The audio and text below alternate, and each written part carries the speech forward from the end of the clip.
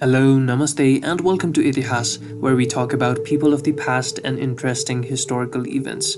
Do subscribe to our channel to join us in this journey as we unravel the pages of history. Today we are talking about the tragic end of Bhimsen Thapa. Bhimsen Thapa was the first Prime Minister of Nepal, and he made significant changes to the Nepalese society and is one of the most important characters of our history. He was a true patriot of the country and devoted his life for the nation, but sadly, he had one of the most tragic ends in the history of Nepal. The death of Queen Mother Tripura Sundari marked the beginning of the downfall of Bhimsen Thapa, and meanwhile in 1833, a terrible earthquake took place and Kathmandu Valley suffered a heavy loss of life and property. And if that alone wasn't enough, Bagmati river was overflooded, and guess what? Bhimsen Thapa was held responsible for all these natural calamities. He was solely blamed for something he possibly couldn't do. In order to remove him from power, Bhimsen Thapa was sent as an envoy of Nepal Government to Calcutta. And after 3 years, Bhimsen Thapa was recalled to Kathmandu. King Rajendra Bikram Shah had two queens, Samrajya Laxmi Devi and Rajya Laxmi Devi, and they were mainly responsible for handling the affairs of the country. In the meantime, Samrajya Laxmi Devi's third son, Devendra Bikram Shah, died all of a sudden, and the enemies of Bhimsen Thapa accused him of poisoning the prince to death. Upon hearing this news, King Rajendra dismissed Bhimsen Thapa, and then Rajendra Pandey was appointed as the new Prime Minister, and Bhimsen Thapa was sent back to Portland.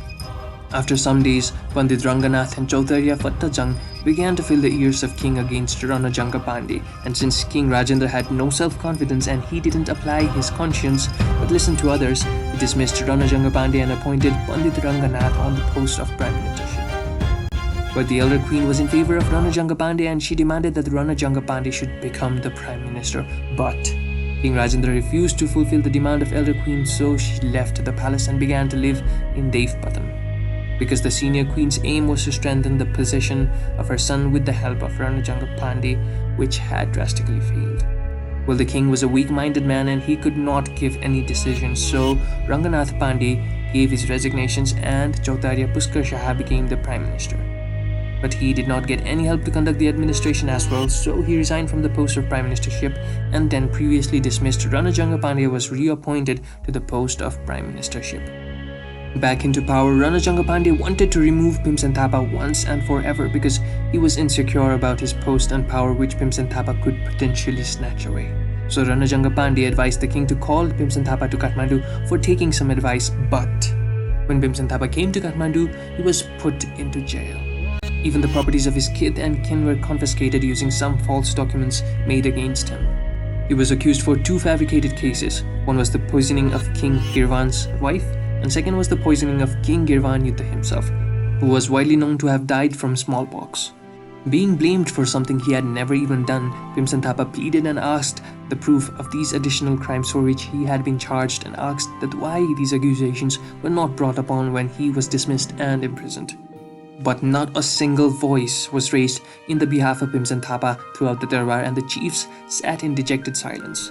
Bhimsen Thapa appealed for justice and tried to defend himself, but the king, blindly believing the forgeries, denounced him as a traitor and put him in house arrest in a room at the ground floor of his own Bagh Darbar.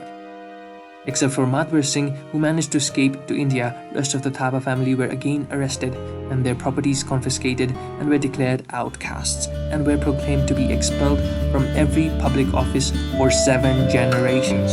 Whoa. Bhimsen Thapa was given brutal treatment at the order of Rajendra during the arrest, and Rajendra did not choose direct assassination of Bhimsen Thapa, but some strong calculated savage measures to make Bhimsen Thapa commit suicide. While Bhimsen Thapa was in jail, he was told something which pierced into his ears like sword piercing through his heart. He was told that his wife would be taken undressed around the city. Unable to bear such indignity, he preferred death over his dishonor, and holding on to a kukri which was purposely left by the men of Rajendra Pandey, Bhimsen Thapa attempted suicide by slitting his throat with that kukri on 28th July 1839. But to his dismay, the news of his attempted suicide further angered the king and the queen, who came to look at his body, and instead of feeling sympathy for the old minister and ordering immediate medical care, Bhimsen Thapa's blood-soaked unconscious body was ordered that same day to be dragged through the streets and dumped by the same banks of Bisnumati river where Bhimsen Thapa had dumped the dead bodies of 45 people 33 years ago during the Bandarkal massacre. Bhimsen Thapa finally died 9 days later, surrounded by vultures, jackals, and dogs on 5th August 1839 at the age of 64. Since suicide was considered a grave crime, soldiers were stationed at his death spot so that his body would not be removed and given ordinary cremation rites, and his body was allowed to be devoured by scavenging animals. On the spot where Bhimsen drew his last breath, a Shiva temple by the name Bhim Mukteswar was later constructed by his nephew Bhimsen Thapa. 31 years of service to the nation and such a tragic end for such a patriot. Rest in peace, Bhimsen Thapa. You served the nation well, and even though the nation treated you back in the worst possible manner, your contributions will forever be remembered. Well, that is all for the tragic end of Bhimsen Thapa, and do share this video so that no hero of the nation will be treated in the manner Bhimsen Thapa was treated, and no hero would ever have to face a tragic end like